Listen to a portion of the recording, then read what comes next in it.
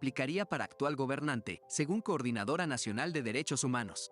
Los voceros de la Coordinadora Nacional de Derechos Humanos sostienen que tarde o temprano, la presidenta Dina Boluarte y el premier Alberto Otárola recibirán una condena penal por las muertes en la represión estatal contra las protestas antigubernamentales.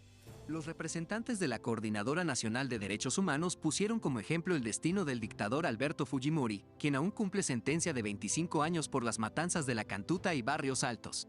La justicia peruana aplicó la figura de la autoría mediata para condenar al mandatario, que éste utilizó a otros, los grupos paramilitares, para cometer los asesinatos.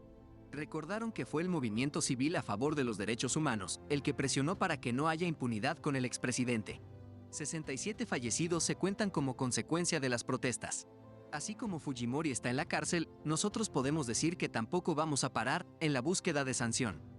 Y yo podría asegurarles que Dina Boluarte, Otárola y todo ese grupo van a terminar en la prisión, aseveró Jenny Dador, secretaria ejecutiva de la CNDDHH, quien llegó a Arequipa para abordar la situación de los derechos humanos en el Perú. Dador señala que hay indicios claros de la responsabilidad del Estado en la excesiva represión. Se apoya en las conclusiones del informe de la Comisión Interamericana de Derechos Humanos, CIDH, Amnistía Internacional y otros organismos. La secretaria ejecutiva de la Coordinadora Nacional de Derechos Humanos considera que el método de represión se trató de una política estatal, pues hubo un patrón en el accionar de las fuerzas públicas.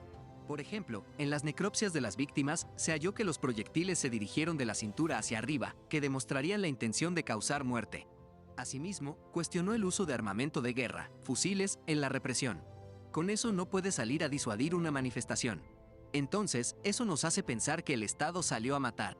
La responsabilidad recae en los ejecutores, pero también en la cadena de mando, que llegaría hasta la presidenta Dina Boluarte como jefa máxima de las Fuerzas Armadas.